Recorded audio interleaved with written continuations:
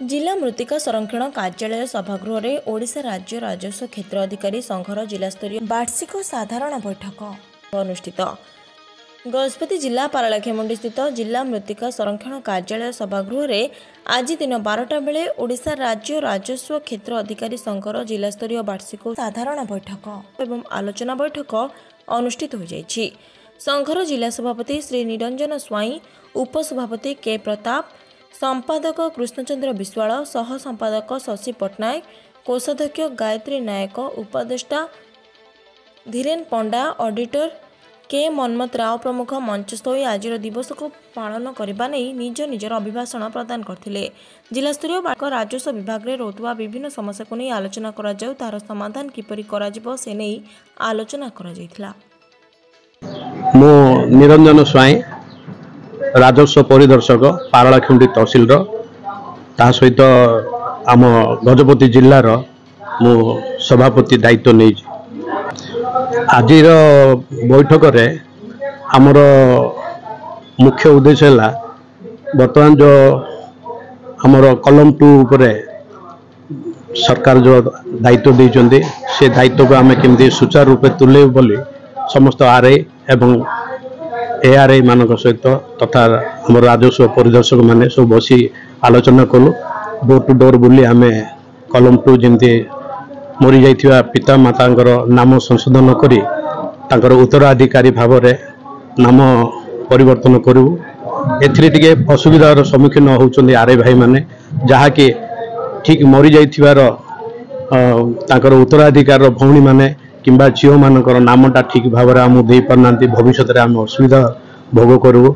तेणुक आम टे दुख प्रकाश करुँ। ठीक सचेतन भाव में ठीक मनोभाव में आम जदि देदेवे जे ताकर परिचय पत्र भल सार सब देदेले आम घर घर बुली आम ठीक भाव में आमर सरकार देथिबा आदेश को सुचारू रूपे तुलेबू। आउ रहा आमर आरआई एआरआई आउ रेवेन्यू सुपरवाइजर कैडर रिस्ट्रक्चर करने बोली आम सरकार को देइथिलु लिखित बयान रे।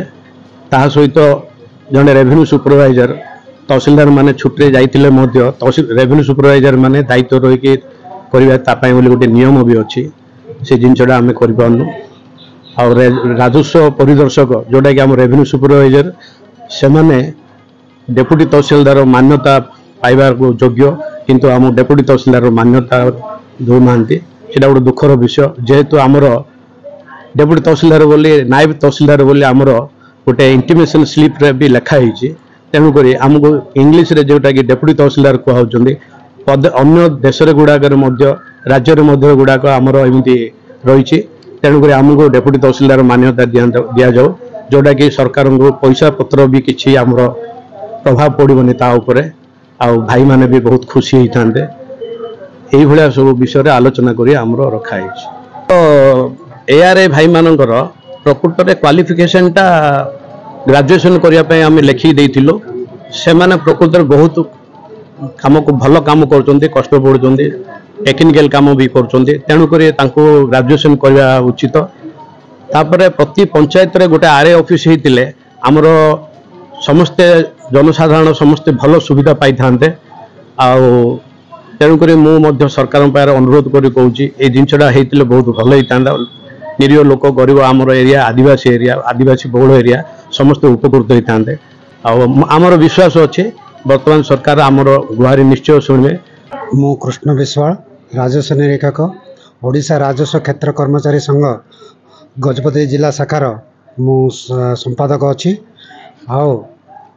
आज बैठक एपाई कराइला जेहेतु आमर वर्ष वार्षिक या पूर्वर होता आउे पुणी वर्ष पर आउे आम वार्षिक सम्मेलन गोटे कराऊँच। ए मुख्य उद्देश्य थिला आमर जो कलम 2 बा द्वितीय खाना संशोधन चलती से गुड़ाए असुविधा होपर कौन सचेतन लोक मान जन ना।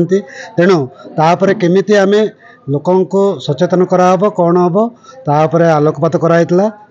द्वितीय आमर जो राजस्व परिदर्शक माने बा राजस्व निरीक्षक मैंने जो क्षेत्र परिदर्शन करती विभिन्न प्रकार इंटरनेट कनेक्शन उपरे नहीं काम करती किंतु कौन सी लोक राजस्व परिदर्शक किंबा राजस्व निरीक्षक मान जोड़ा गवर्नमेंट नियम अच्छी मोबाइल अलाउंस आउ फिक्स्ड ट्रैवल अलाउंस देवाई से आज पर्यंत हो पारनी तेणु से आम आलोकपात करूँ। तृतीयतः हूँ कैडर रिस्ट्रक्चर उपरे आमको मार्च 2024 रे विगत सरकार जहाँ देते रेजुलेसन करते कैडर रिस्ट्रक्चर उपरे किंतु सेटा आज पर्यंत कार्यकारी हो पारानी।